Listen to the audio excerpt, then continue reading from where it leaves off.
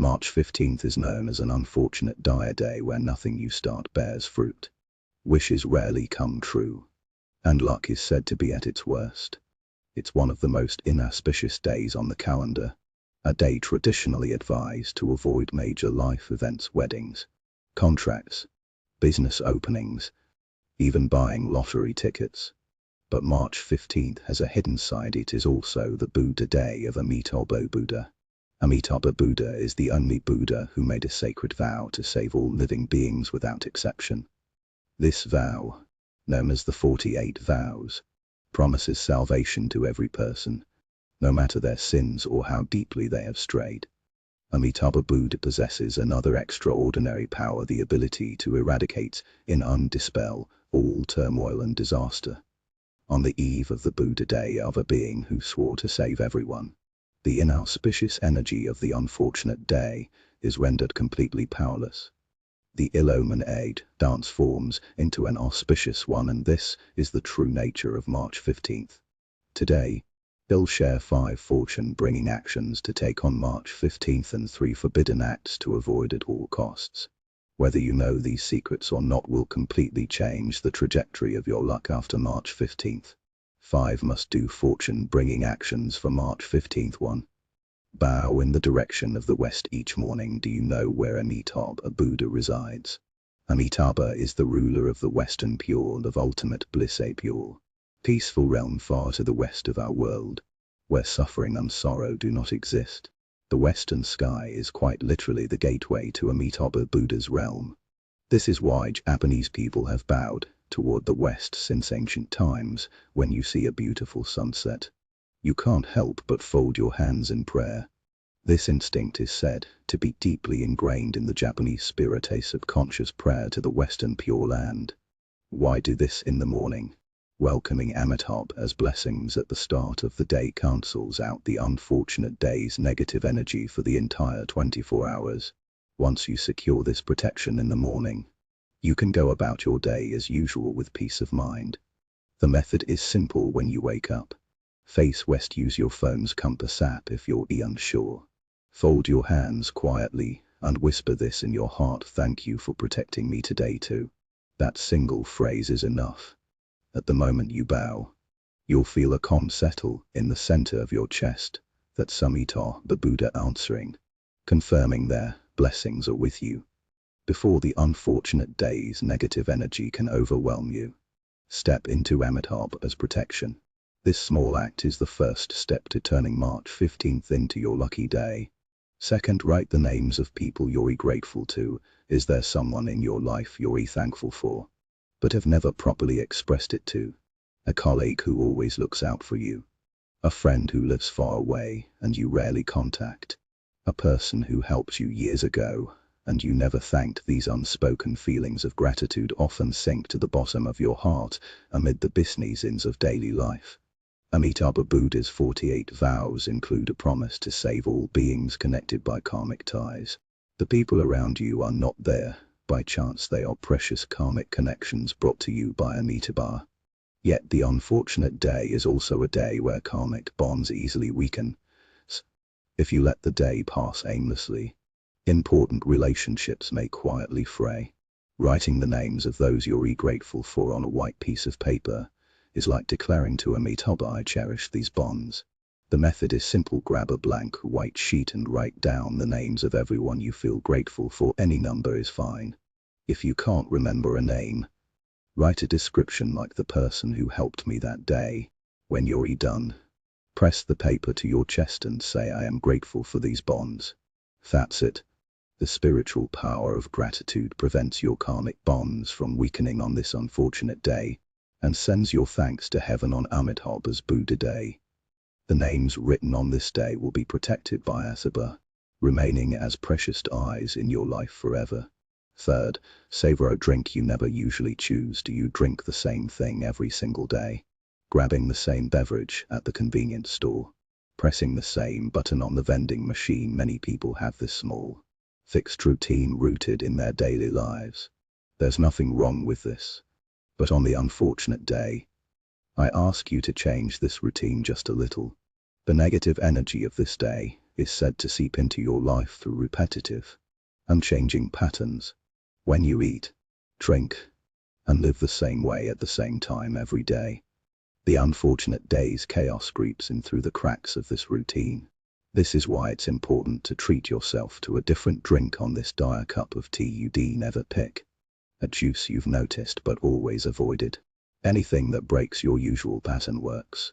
This small choice resets the negative energy pattern that clings to your body and readies you to welcome Amitabha's peaceful energy from within.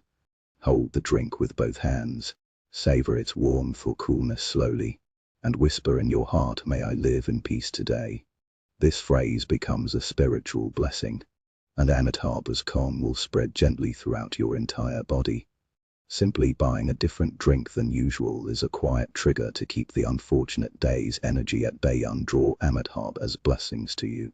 Fourth, open all your windows and ventilate for 5 minutes. Did you open your windows today? Many people come home from work and close the curtains immediately, or go days without opening a window at all, especially in cold weather.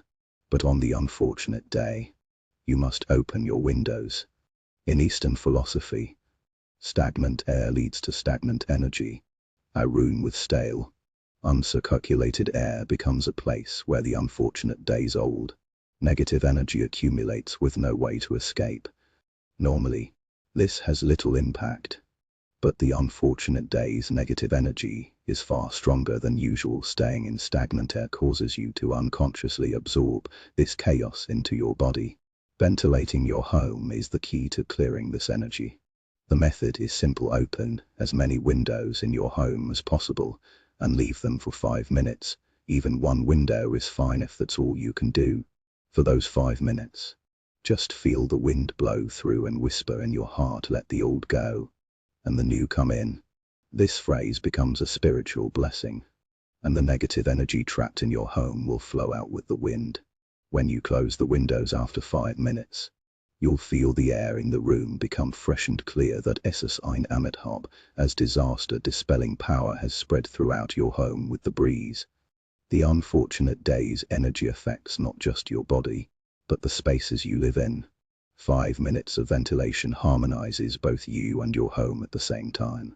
Fifth, soak in a bath with a pinch of coarse salt. Taking a bath at the end of the day is a daily ritual for most people, but on the night of the unfortunate day, add a small, special touch to this routine. Dissolve a pinch of coarse salt in the bathwater. Salt has been revered since ancient times for its power to ward off evil and purify spaces.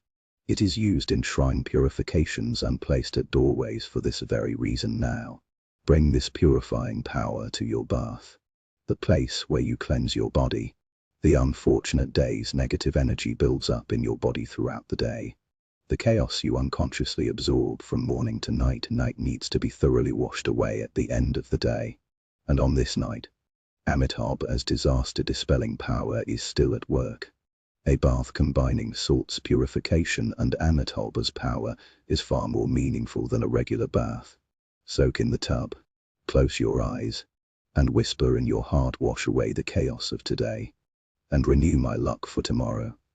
This phrase becomes a spiritual blessing, and the salt water will gently dissolve the unfortunate day's energy clinging to your skin. When you step out of the bath, your body will feel lighter than usual. That's a sign the day's negative chaos has been washed away, and your body is filled with Amitabha's blessings. End March 15th with this bath. From the night you wash away the entire day's negativity, your luck will begin to move slowly but surely. 3 forbidden acts to avoid at all costs on March 15th. These acts are just as important, if not more so, than the fortune-bringing actions above. All of them are ordinary, everyday behaviors, so please read to the end and be mindful of them on March 15th. First, refuse kindness from others. Has someone ever offered you food, said, "Let me pay today," or ask you, "Look stuck, can I help?" and you reflexively replied, "No, it's fine," or "I'm okay"? Feelings of politeness, guilt, or the need to handle things alone are not bad. But on March 15th, that simple "I'm okay" will lead to a great loss. Amitabha's blessings almost always come to you through other people. A casual word from a friend, a small act of care from a colleague, a loving gesture from family. These seem like ordinary interactions, but they often hide Amitabha's blessings, quietly sent through another person. Refusing this kindness is the same as turning away Amitabha's grace at your front door. On March 15th, when someone offers you something, anything, simply say thank you and accept it graciously. It doesn't have to be something big. Amitabha's blessings flock to those who humbly receive small acts of kindness. Second, lays around all morning. Everyone has woken up on a day off, scrolled their phone in bed, or climbed back under the covers. Normally, this is a precious time to rest your body, but on the morning of March 15th, this laziness comes with a heavy price. The morning of the unfortunate day is when the day's negative energy is the thickest. Lazing around in a daze leaves your body's defenses down, causing you to absorb a flood of this strong negative energy. It's like going outside in the rain without an umbrella. By the time you're soaked, it's already too late. We talked about bowing west first thing in the morning, and how you spend your morning is just as important. You don't need to do anything special. Wake up a little earlier than usual, tidy your room lightly, eat a proper breakfast, or take a short walk. That's all it takes. Move your body and keep your mind focused on the present. If you can do this in the morning, Amitabha's blessings will easily and firmly reach you. The line between being overwhelmed by the unfortunate day's negative energy and living in Amitabha's protection lies in these few morning hours.